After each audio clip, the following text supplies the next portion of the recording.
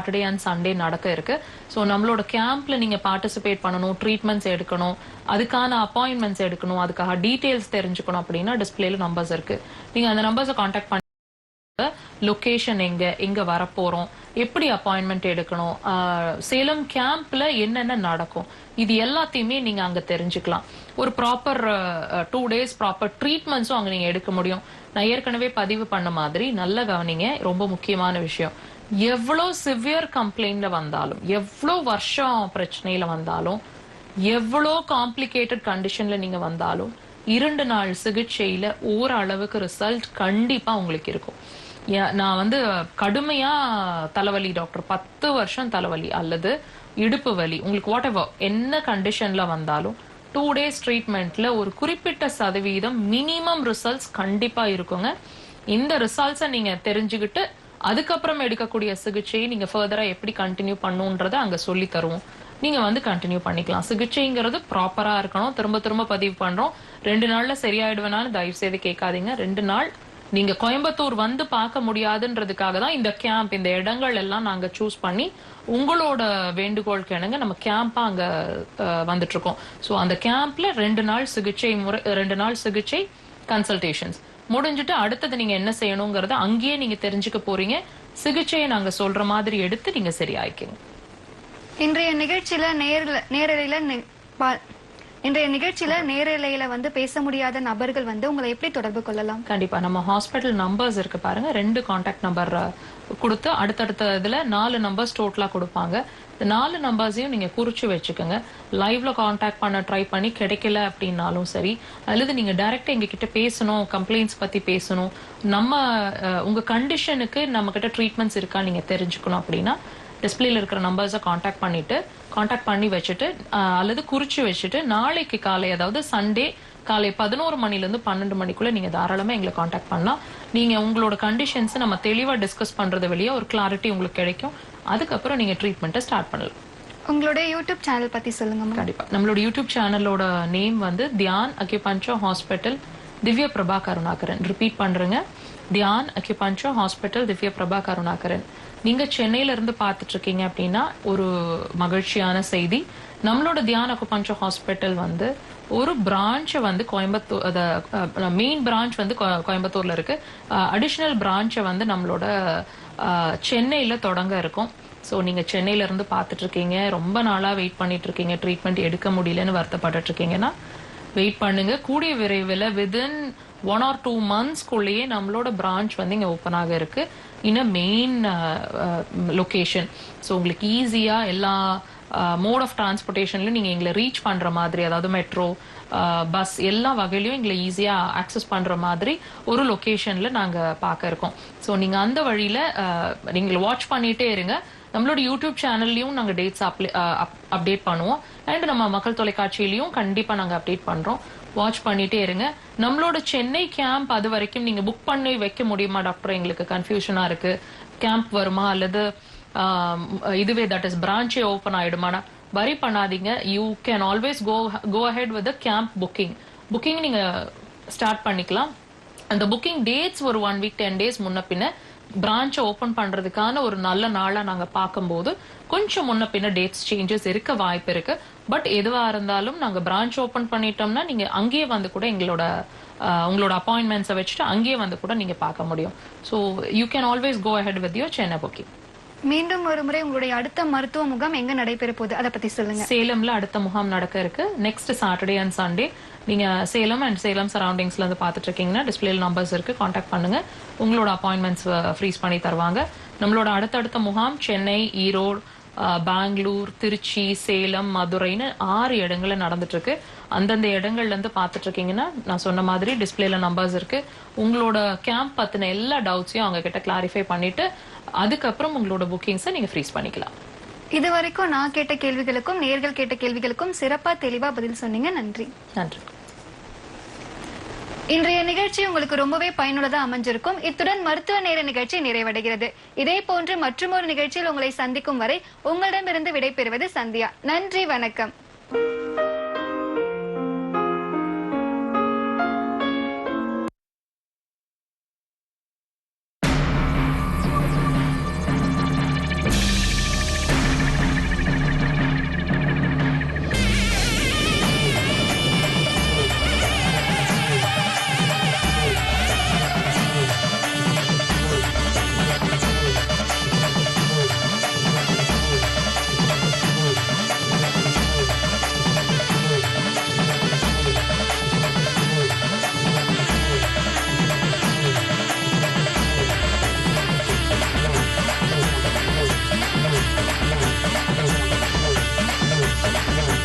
உலக தமிழர்களின் இல்லத்திரை மக்கள் தொலைக்காட்சி.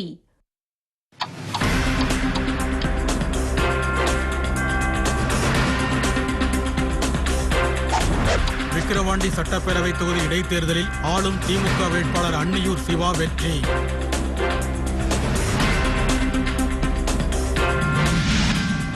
பணத்தை வாரி இறைத்து திமுக பெற்ற வெற்றி தற்காலிகமானது என மருத்துவர் ராமதாஸ் கருத்து. பாமகவுக்கே உண்மையான வெற்றி என திட்டவட்டம். விக்கிரவாண்டி தொகுதியில் தேர்தல் ஆணையமும் ஜனநாயகமும் தோல்வியடைந்துள்ளதாக பாமக செய்தி தொடர்பாளர் பாலு கருத்து. மீனவர்களின் பிரச்சனைகளை சரி செய்ய விரைவில் நடவடிக்கை எடுக்கப்படும் என நடுவண் மீன்வளத்துறை அமைச்சர் ராஜீவ் ரஞ்சித் சிங் உறுதி. திருச்சி ஆயுதப்படை திடலில் காவல்துறையினருக்கு கைத்துப்பாக்கி கையாளும் பயிற்சி. 530 காவல் அதிகாரிகள் பங்கேற்பு. தென்காசி மாவட்டம் சொக்கம்பட்டியில் காட்டு யானை மிதித்து 60 வயதான காவலாளி மூக்கையா பரிதாபமாக உயிரிழப்பு.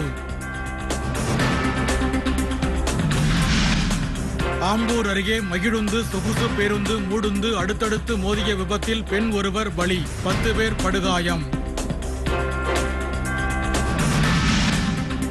புதுக்கோட்டையில் புத்தக திருவிழா நடைபெற உள்ளதையொட்டி நடமாடும் நூலக பரப்புரை பேருந்தை தொடங்கி வைத்தார் ஆட்சியர் மெர்சி ரம்யா. ராணிப்பேட்டை மாவட்டம் வாலாஜாவில் மழை காரணமாக வேரோடு சாய்ந்த செங்கருங்காலி மரம் வேறு இடத்தில் நடுமாறு சமூக ஆர்வலர்கள் கோரிக்கை.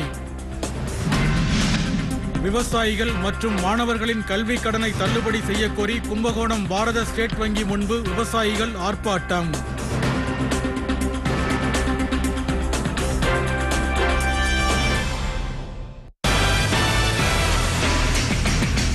Welcome mister Roger.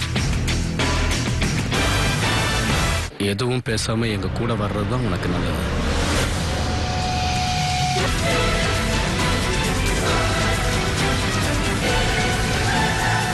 பார்வையில ரோஜர் ஒரு அப்பாவி. பப்ளிக் பிளேஸ்ல எல்லாரும் முன்னாடியும் கொலை பண்ணிருக்காரு, அவரை போய் அப்பாவிங்கிறீங்களே.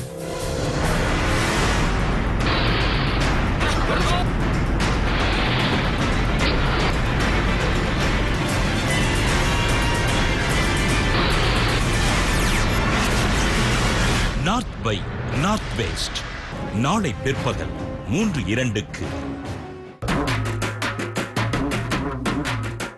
சொர்க்கம் செல்ல வேண்டி தனது நாட்டு மக்களை ஏகாதேசி விரதம் இருக்கச் செய்த ருக்மாங்கதராஜன்.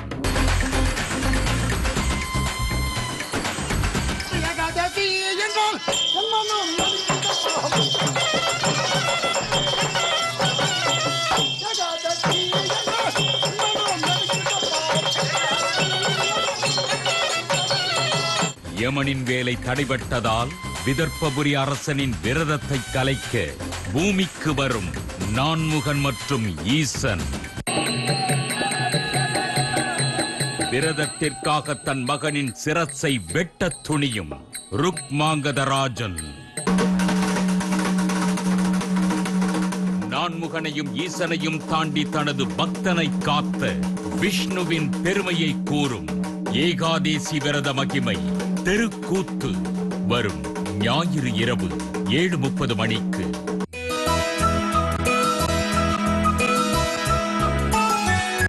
விஞ்ஞான வளர்ச்சி விவசாயிகளுக்கு கரம்.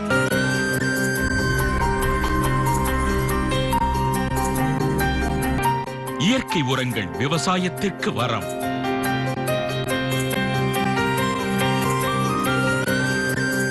வீடுகளில் தோட்டம் அமைப்பதும் இப்போது மிக மிக சாத்தியம். விவசாயம், கால்நடைகள், மீன்கள் வளர்ப்பு பற்றிய ஆலோசனைகள், பயனுள்ள பல தகவல்கள். விவசாய தொழில் வளர்ச்சிக்கும் விவசாயிகளின் மலர்ச்சிக்கும் உறுதுணையாய் மலரும் பூமி. இன்று மாலை 6:30க்கு நமது மக்கள் தொலைக்காட்சியில்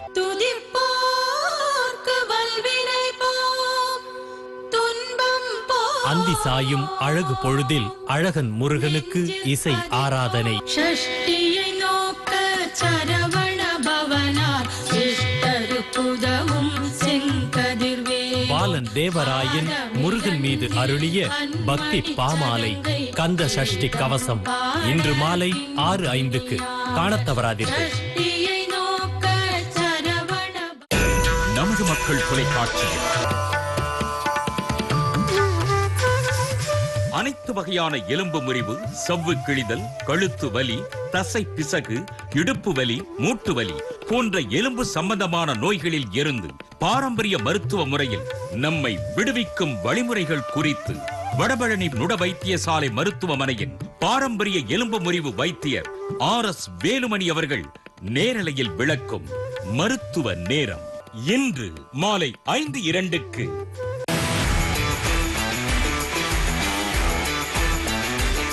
ஆரம்பத்தில் நான் ரொம்ப விளையாட்டாக தான் இருப்பேன். டேபிள் டென்னிஸ் அவ்வளோ ப்ரொஃபஷ்னலாக எடுத்திருந்தது கிடையாது. நான் நேஷனல்ஸ் ஆட போகிறதுக்கு முன்னாடி பர்சனலைஸ்டு கோச்சிங், அந்த ரோபோ ட்ரைனிங், அதுக்கப்புறம் மல்டி பால் ட்ரைனிங் அதெல்லாம் கொடுத்து அது வந்து எனக்கு நேஷனல்ஸ் போகும்போது ரொம்ப ஹெல்ப்ஃபுல்லாக இருந்தது. இவங்களுக்கு தர எல்லா இன்சைட்ஸும் எனக்கு மேட்ச்சில் யூஸ் பண்ண முடிஞ்சது நேஷனல்ஸில். நம்மளையே நம்பணும். நம்மனால ஜெயிக்க முடியும்னு நினச்சா நம்ம கண்டிப்பாக ஜெயிக்கலாம். அதுக்குன்னு வெறும் நம்பிக்கைன்னு மட்டும் இருந்தால் பத்தாது, எஃபோர்ட்டும் எடுக்கணும். டெய்லி கஷ்டப்பட்டு ஆடினா நம்மளால கண்டிப்பாக ஜெயிக்க முடியும். விருட்சமாகும் விதைகள் நாளை மாலை 5:02 மணிக்கு. சென்னை மேலையூர்ல இருக்கக்கூடிய அருள்மிகு பெரிய நாயகி உடனுரை ஸ்ரீ நாக பரமேஸ்வரர் திருக்கோயிலுக்கு தாங்க வந்திருக்கோம். சுவாமியானவர் சுயம்பு மூர்த்தியாக விளங்குகின்றார். விஸ்வரூப தரிசனமாக சுவாமியை தரிசனம் செய்தால் சுவாமியினுடைய பானமானது சிறிது சாய்ந்தான முறையிலே காணப்படும். பக்தர்கள் யாவரும் அவர்களை வேண்டிக் கொள்வது நிச்சயமாக நடக்கிறது என்பது நிஜமான உண்மை. இங்கு வந்து யாரும் எந்த ஒரு பலனும் கிடைக்காமல் போனதில்லதா சரித்திரம் கிடையாது. மண்ணின் சாமிகள் நாளை காலை 11:02 இப்ப இருக்க கல்வி முறையில வந்து ஆர்ட்ஸ் அண்ட் சயின்ஸ்க்கு வந்து கல்வி முறை முக்கியத்துவம் தருதுன்னு நினைக்கிறீங்களா, இல்ல இன்ஜினியரிங் மெடிசின்க்கு வந்து முக்கியத்துவம் தருதுன்னு நினைக்கிறீங்களா? முன்ன ஒரு காலத்துல வந்து NCC வந்து ரொம்ப மெயின்டைன் பண்ணாங்க 90ஸ்லனா. நிறைய விஷயங்கள் வந்து நம்ம படிக்கிறதை விட மனப்பாடம் பண்ணுறது தான் அதிகமாக இருக்குது. எல்லாருமே வந்து மார்க்ஸில் தான் ஃபோக்கஸ் பண்ணுறாங்க, மற்றபடி வேறு எதுலையும் ஃபோக்கஸ் பண்ணுறது இல்லை. வாரம் ஒரு சுவாரஸ்ய கேள்வியின் வழியே மக்களின் மனங்களில் உள்ள விடைகளை மகிழ்வான தருணங்களாக மாற்றும் நிகழ்ச்சி. நான் வந்து ஆசிரியர்களெல்லாம் மதிக்கிறவன். எனக்கு பாடம் சொல்லி கொடுத்ததை விட அதுக்கு அப்பால் நிறைய சொல்லி கொடுத்தாங்க. இந்த சோஷியல் ஆக்டிவிட்டிஸ் எப்படி இருந்தது, இந்த அரசியல் தலைவர்கள் யாரு. எங்கள் ஸ்கூல்லலாம் படிக்கும்போது ஸ்டடீஸ் தான் மெயின் அப்படின்னு சொன்னாங்க. ஆனால் இப்போ பார்த்தீங்கன்னா நிறைய ஸ்போர்ட்ஸ் கோட்டா, இப்போ வேலை மாதிரிலாம் எடுத்துக்கிட்டீங்க, செஸ்ஸுக்கு நிறைய இம்பார்ட்டன்ஸ் தராங்க. வாங்க பேசலாம். நாளை பகல் 12:30 மணிக்கு. செவ்வாய்க்கோளினை பூமியில் உருவாக்கி மனிதர்களை களமிறக்கி வரும் நாசா.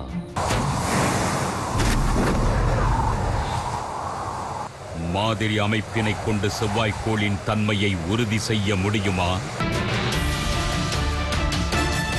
பூமியின் அழிவு தேதியை உறுதியாக சொல்லும் பாபா வாங்கா. பூமியின் மையப்பகுதி மாறுபட்டு சுழலுவதும் அழிவுக்கு காரணமா? உலகத்தை சூழ்ந்திருக்கும் பல்வேறு மர்மங்களுக்கு புதியதொரு கோணத்தில் விடை காண முற்படுகிறது அண்டம். அதிர வைக்கும் அறிவியல் கோணம்.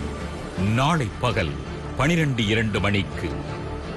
நேயர்களே, உலகத் தமிழ் மக்களின் உள்ளங்கள் மட்டுமன்றி இல்லங்கள் எங்கெங்கும் நீக்கமர நிறைந்திருக்கும் மக்கள் தொலைக்காட்சியின் மண் பயனுறும் வகையிலான எண்ணத்தில் சிறகடிக்கும் வண்ணமயமான நிகழ்ச்சிகளை யூடியூப் இணையத்திலும் இடைவிடாது கண்டு களியுங்கள்.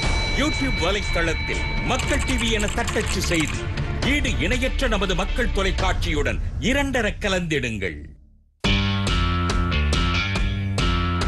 இப்ப இருக்க கல்வி முறையில வந்து ஆர்ட்ஸ் அண்ட் சயின்ஸ்க்கு வந்து கல்வி முறை முக்கியத்துவம் தருதுன்னு நினைக்கிறீங்களா, இல்ல இன்ஜினியரிங் மெடிசின்க்கு வந்து முக்கியத்துவம் தருதுன்னு நினைக்கிறீங்களா? முன்ன ஒரு காலத்துல வந்து NCC வந்து ரொம்ப மெயின்டைன் பண்ணாங்க 90ஸ்லனா. நிறைய விஷயங்கள் வந்து நம்ம படிக்கிறதை விட மனப்பாடம் பண்ணுறது தான் அதிகமாக இருக்குது. எல்லாருமே வந்து மார்க்ஸில் தான் ஃபோக்கஸ் பண்ணுறாங்க, மற்றபடி வேறு எதுலையும் ஃபோக்கஸ் பண்ணுறது இல்லை. வாரம் ஒரு சுவாரஸ்ய கேள்வியின் வழியே மக்களின் மனங்கள்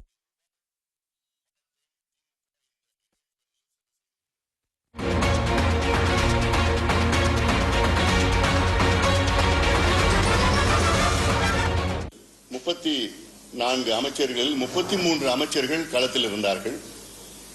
125க்கு மேல் சட்டமன்ற உறுப்பினர்கள், 30க்கு மேல் நாடாளுமன்ற உறுப்பினர்கள், மாவட்ட பெருந்தலைவர்கள், டிஸ்ட்ரிக்ட் சேர்மன், யூனியன் சேர்மன் போன்றவர்கள் எல்லாம் அங்கேயே தங்கி அங்கேயே வீடுவீடாக சென்று தேர்தலில் வாக்குகளை கேட்கவில்லை, மாறாக பணத்தை கொடுத்து வாக்குகளை பெற்றார்கள். 3 தவணையாக திமுக வாக்காளர்களுக்கு பணத்தை கொடுத்தார்கள். அன்றாடம் அரிசி மூட்டைகள், அப்புறம் எண்ணெய், பருப்பு, புடவைகள், மூக்குத்தி, கம்மல், என்னென்ன பொருள் கொடுக்கணுமோ அத்தனையும் அன்றாடம் கொடுத்தார்கள். இது உலகத்துக்கு தெரிந்தது, ஆனால் தேர்தல் ஆணையத்துக்கு தெரியவில்லை என்றால் நினைத்து பார்த்தாலே எனக்கு வெட்கக்கேடு. தேர்தல் ஆணையம், தமிழ்நாட்டினுடைய தேர்தல் ஆணையம் தேவையா அப்படின்னு ஒண்ணு யாரோ இருக்காங்களா? அப்படின்னு ஒரு யாரா இருந்தானா he is unfit for this job. He is completely unfit for the job. உங்களுக்கு எதுக்கு ஒரு அதிகாரம், உங்களுக்கு எதுக்கு ஒரு அலுவலகம், உங்களுக்கு எதுக்கு ஒரு சம்பளம்? முதல்ல உங்களுக்கு துணையா எதுக்கு இவ்வளவு அதிகாரிகள்? உலகத்துல எல்லாத்துக்கும் தெரியுது, அங்க பணத்தை கொடுக்கறாங்க, பொருளை கொடுக்கறாங்க, எல்லாமே தினம் அங்க 2000 திமுக வாகனங்கள் அங்கேயே தங்கி இருக்குது, அங்கேயே சுத்திட்டு இருக்கிறாங்க கொடியை போட்டு. அங்க ஒவ்வொரு கிராமத்திலையும் ஒரு திமுகல ஒரு பந்தல் போட்டு வச்சிருக்காங்க. அந்த பந்தலுக்கு 25,000 ரூபாய் செலவாகுது. கிட்டத்தட்ட 300 பந்தல் போட்டு வச்சிருக்காங்க. எத்தனை கோடி செலவு? Election expenses. நேரம் அந்த வேட்பாளரை தகுதி நீங்க செஞ்சிருக்கணும், எப்பயும் செஞ்சிருக்கணும். நேர்மையான முறையில் தேர்தல் நடந்தது இருந்தனா. ஆனா இதெல்லாம் தெரியலன்னு ஒரு தேர்தல் ஆணையர் சொல்றாருன்னா அவர் எப்பேற்பட்ட வேட்பாளர்? அதான் சொல்லி அன்ஃபிட் ஃபார் தி ஜாப். அவர் மட்டும் இல்ல, இருக்கிற அவருக்கு உடந்தையா இருக்கின்ற அத்தனை பேரும். இது இப்படிதான் ஒரு இடைத்தேர்தல் நடத்தணுமா? இது ஒரு ஜனநாயக கேலி கூத்து. இது இதற்கு முதலமைச்சர் பெருமையா சொல்றதுக்கு எதுவுமே தெரியல எனக்கு. என்ன பெருமை முதலமைச்சர் சொல்லிட்டு இருக்காரு? விக்கிரவாண்டி போனீங்க, காசு கொடுத்தீங்க, ஓட்டு வாங்கினீங்க, இது ஒரு பெருமை அது. ஆனாலும் அதை மீறி அங்க தொகுதி மக்கள் எங்களுக்கு நேர்மையான முறையில வாக்களித்தார்கள். இன்னொன்னு, நான் அந்த தொகுதி மக்களை நான் குறை சொல்ல மாட்டேன். ஏன்னா விக்கிரவாண்டி தொகுதி தமிழ்நாட்டில் மிக மிக மிக மிக ஒரு பின்தங்கிய ஒரு தொகுதி. அது இந்த மாவட்டம், விழுப்புரம் மாவட்டம் ஒரு பின்தங்கிய மாவட்டம். அதுல வாழ்வாதாரம் கிடையாது, விவசாயம், வானம் பார்த்த பூமி, வேலை வாய்ப்பு கிடையாது, தொழிற்சாலை கிடையாது. தமிழ்நாட்டிலே அதிக தனிநபர் வருமானத்துல கடைசியில் இருக்கிற மாவட்டம். பெர் கேபிட்டா தலை வருமானம் சொல்றது, அது கடைசியில் இருக்கிற பகுதி. அவங்களுக்கு 500 ரூபாய் பெரிய பணம். விக்கிரவாண்டி தொகுதி வாக்காளர்கள் 500 ரூபாய் பெரிய பணம். அவங்க கிட்ட போய் 10,000 ரூபாய் கொடுத்தா என்ன பண்ணுவாங்க? கொடுத்தவங்க ஓட்டு போட்டுதான் ஆவாங்க. ஏன் 10,000 ரூபாய் கொடுத்தா விட ஓட்டு போட்டுருவாப்ல, யாரு கொடுக்குறாங்களோ. இதான் சொல்றேன், யாரு 10,000 ரூபாய் கொடுத்தா ஓட்டு போட போறாங்க. அந்த அளவுக்கு 10,000 ரூபாய்க்கு பணமும் பொருளும் கொடுத்து ஓட்டு போட்டிருக்காங்க மக்கள். நான் அவங்களை குறை சொல்ல மாட்டேன். ஏன்னா இந்த மக்களை 77 ஆண்டுகள் சுதந்திரம் அடைந்து இந்த நிலைமையில தான் வச்சிருக்கிறாங்க இவங்க ஆளுங்கட்சிக்காரங்களும் ஆண்டு கொண்டிருக்கின்றவர்கள். ஏன்னா இவங்க படிச்சாங்கன்னா, வேலைக்கு போயிட்டாங்கன்னா, தெளிவாயிட்டாங்கன்னா இவங்களுக்கு ஓட்டு போட மாட்டாங்க. அதனால இந்த மக்களை இப்படியே அடிமையா வச்சிருக்கணும், இப்படியே வேலை இல்லாம வச்சிருக்கணும், இப்படியே கூலியா வச்சிருக்கணும். இதுதான் இதுதான் திராவிட மாடல். இந்த திராவிட மாடல் தான் ஸ்டாலின் அவர்கள் சொல்கிறார். திராவிட மாடல்னா என்ன? தமிழ்நாட்டின் மக்கள் அடிமையா கூலியா வச்சிருக்கணும், பிச்சைக்காரனா வச்சிருக்கணும். அப்பதான் தேர்தல் நேரத்தில் கையேந்தி காசு வாங்கிட்டு அவங்களுக்கு ஓட்டு போடுவாங்க. இதுதான் திராவிட மாடல். இதுதான் விக்கிரவாண்டியில நடந்து திராவிட மாடல். இது அவங்க நிர்வாகத்துக்கு வெற்றி கிடையாது. திமுக அவங்களுடைய ஆட்சிக்கோ முதலமைச்சருக்கோ அவங்க செய்த நிர்வாகத்துக்கு எல்லாம் கிடையாது. கொடுத்த பணத்துக்கு மக்கள் அங்கே விசுவாசமா இருந்தார்கள், அதனால வெற்றி பெற்றிருக்கார்கள், அவ்வளவுதான். அதனால இடைத்தேர்தல் அது தமிழ்நாட்டில் அது அவாய்டு. அதாவது இப்படி ஒரு ஜனநாயக படுகொலை அது தவிர்க்கலாம். இது ஒரு பக்கம். அதனால இந்த தேர்தலில் மீண்டும் சொல்வது, இது எங்களுக்கு ஒரு சுயமரியாதையுடன் நாங்கள் பெற்ற வாக்குகள், ஒரு கௌரவமாக நாங்கள் பெற்ற வாக்குகளாக நாங்கள் பார்க்கின்றோம். அதை நான் கம்பேர் பண்ணல. ஆனாலும் கடந்த இடைத்தேர்தல், ஈரோடு இடைத்தேர்தலில் அதிமுக பாஜக கூட்டணி அவங்க 2 பேரும் சேர்ந்து வாங்கின வாக்குகள் 43,000 வாக்குகள் வாங்கியிருக்கிறாங்க. இந்த தேர்தலில் நாங்கள் வாங்கின வாக்குகள் வந்து 56,300 வாக்குகள் நேர்மையான முறையில் நாங்கள் உழைத்து பெற்ற வாக்குகளாக நாங்கள் பார்க்கின்றோம்.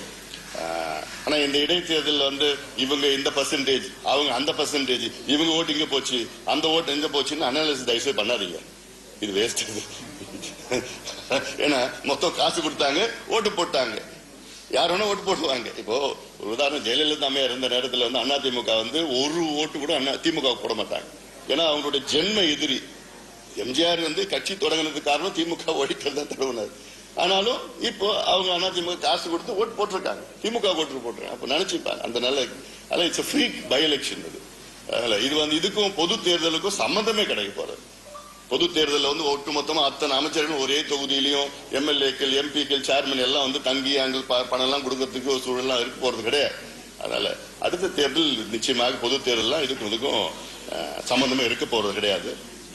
மீண்டும் வாக்களித்த வாக்காளர்களுக்கும் எங்கள் கட்சி கூட்டணி தலைவர்கள், நிர்வாகிகளுக்கும் எல்லாத்துக்கும் மேல் பாட்டாளி மக்கள் கட்சியினுடைய அடிமட்ட தொண்டர்கள் அங்கேயே தங்கி அங்கே தொண்டர்களுக்கும் நிர்வாகிகளுக்கும் மீண்டும் என்னுடைய நன்றிகளை இந்த இடத்துல நான் தெரிவிக்கின்றேன்.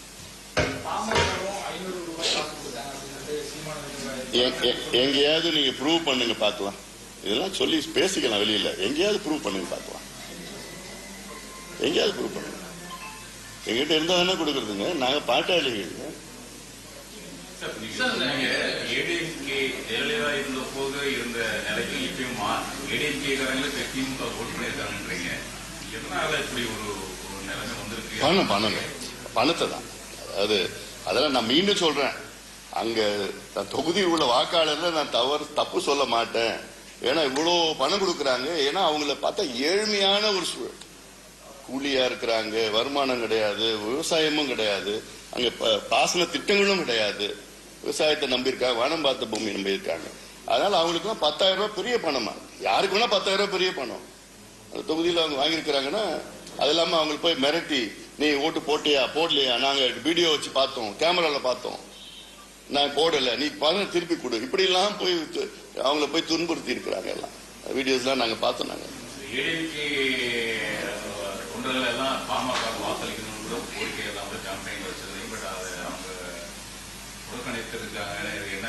இல்ல, நாங்க அது உள்ள இன்னும் அனலைஸ் பண்ணல. நாங்க எங்களுக்கு இன்னும் ஒரு நாள் ஆகும். அது யார் யார் எந்தெந்த பூத்துல எப்படி ஓட்டு எங்களுக்கு வந்திருக்கு, யார் போட்டிருக்கா, அது அவங்க எந்தெந்த ஓட்டு அப்படின்னு நாங்க இன்னும் அனலைஸ் பண்ணிட்டு நான் அது உங்க கேள்விக்கு பதில் சொல்லுவேன்.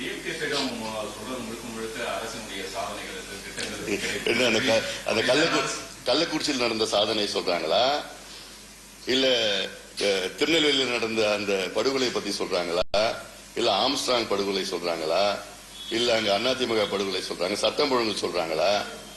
இதுதான் சாதனை, அவங்க சாதனையா? நீங்க சொல்ற மாதிரி நம்ம பார்க்கணும். கள்ளக்குறிச்சியில் நடந்தது மிகப்பெரிய ஒரு உயரமான சம்பவம். மக்கள் வந்து ஒரு கோபத்துல இருந்திருக்கணும், திமுக எதிர்ப்பால வாக்களிச்சிருக்கணும். நிச்சயமா கோபத்தில் இருக்கிறாங்க. அதாவது இந்த தேர்தல் மட்டும் நேர்மையான முறையில் நடந்திருந்தால் திமுக டெபாசிட் இழந்திருக்கும். அதுதான் கள நிலவரம். அவ்வளவு மக்கள் வந்து திமுக மீது கோபத்தில் தான் இருக்கிறாங்க. அங்க மட்டும் இல்ல, ஒட்டுமொத்த தமிழ்நாட்டில் கோபத்தில் தான் இருக்கிறாங்க. ஏன்னா இது கள்ளக்குறிச்சி வந்து பக்கத்து மாவட்டம் தான். எல்லாமே அங்கேயும் விழுப்புரத்திலே பாத்தீங்கன்னா, விழுப்புரம் மாவட்டத்திலே சமீபத்தில் 11 பேர் கள்ளச்சாராயத்தை குடிச்சு அதுல ஒருத்தர் இறந்துட்டார். இன்னும் கொஞ்சம் பேர் வந்து ஏதோ தப்பிச்சிருக்கிறாங்க. அதுவும் மூடி மறைச்சிட்டு இருக்காங்க. இது சம்பவமே இல்லைன்னு மூடி மறைச்சிட்டு இருக்காங்க அரசு. அதனால இது ஒரு சம்பவம் தொடர்ந்து நடந்துட்டு வருது. எங்க பார்த்தாலும் லஞ்சம், ஊழல் இருக்கு, நிர்வாகமே கிடையாது. அது தேர்தல் ஆணையம் நினைச்சா முடிவு பண்ணலாம். தேர்தல் ஆணையம் நினைச்சா முடிவு பண்ணலாங்க. தேர்தல் ஆணையம் ஒரு கேண்டிடேட்டை வந்து டிஸ்குவாலிஃபை பண்ணா போதும். ஒரே கேண்டிடேட் டிஸ்குவாலிஃபை பண்ணா இது யாருமே லீடு பண்ண மாட்டாங்க. அந்த அதிகாரம் தேர்தல் ஆணையத்துக்கு இருக்கு. இங்க நான் இங்க தமிழ்நாடு பத்தி சொல்லிட்டு இருக்கிறேன். தமிழ்நாடு தான் நடத்திட்டு இருக்கிறாங்க. இங்க அங்க ஒரு ரிட்டர்னிங் ஆபீசர் இருக்காரு, அவர் வந்து டிஆர்ஓ நினைக்கிறேன். அவர் என்ன பண்ணுவாரு? அவருடைய அமைச்சர் அங்க வந்து வராரு, அமைச்சர் மீது கம்ப்ளைண்ட் பண்ண முடியுமா டிஆர்ஓ? அவரு பாவம் என்ன நடக்குதுன்னே தெரியல. அவரு புகார் கொடுக்குறோம், பணம் கொடுக்குறாங்க போறான்னு. இல்லைங்க அப்படிங்களான்னு கேட்கிறாரு. ஏங்க உங்களுக்கே தெரியலையா என்ன, உங்க வீட்டுக்கு பணம் வந்ததுன்னு சொன்னோம். பட் வேற எப்படி வீடியோ இருக்கு, ஒரு திமுக நிர்வாகி பணம் கொடுக்கிறாரு, பணமே கொடுக்கிறாரு, திமுக சிம்பிள் வச்சுக்கிட்டு பணம் கொடுத்துட்டு இருக்காரு, ஓட்டு போடுங்கன்னு வீடியோ இருக்குது, ஆதாரம் எடுத்து போய் கம்ப்ளைண்ட் கொடுக்கணும். இது வரைக்கும் எஃப்ஐஆர் பண்ண போடல.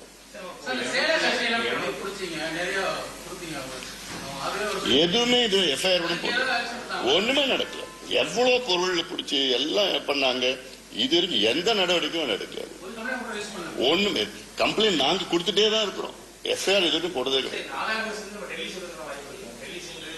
இல்ல இதெல்லாம் இன்னொன்னு, இது சட்ட ரீதியிலயும் நாங்க சந்திக்க நாங்க போறோம். நாங்க எங்கிட்ட ஆதாரம் நிறைய இருக்கு.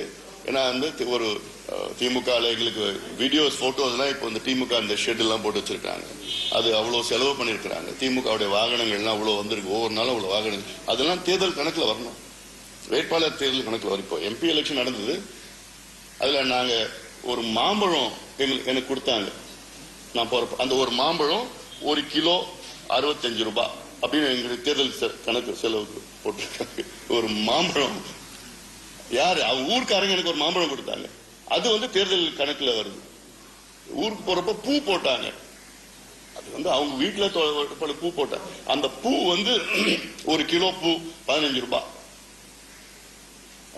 50 கிலோ பூ அப்படின்னு சொல்லி எங்களுக்கு தேர்தல் வரவு செலவு கணக்கு போட்டாங்க, தருமபுரியில் போட்டாங்க. அப்போ அப்படி இருந்த சூழல்ல இங்க கணக்கு இல்ல.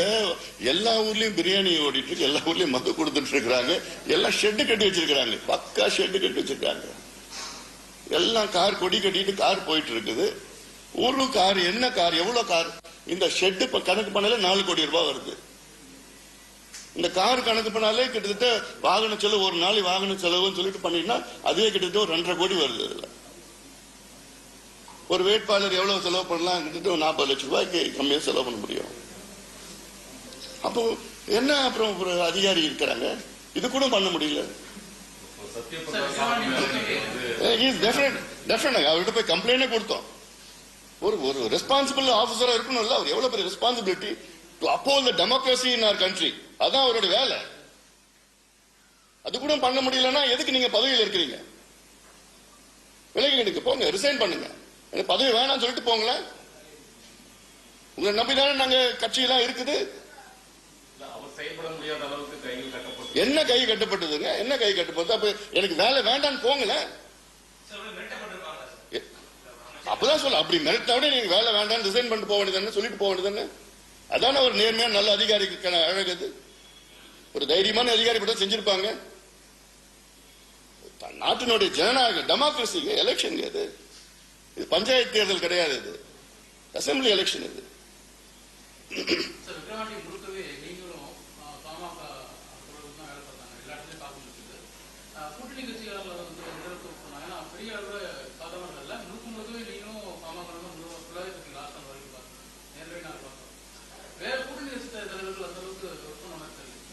வந்தாங்க, கூட்டணி அப்படிதான் இருக்கும். வந்தாங்க, பிரச்சாரம் எல்லாம் பண்ணிருந்தாங்க. அதுக்கெல்லாம் எலெக்ஷன் ஒரு கூட்டணி அப்படிதான் இருக்கும்.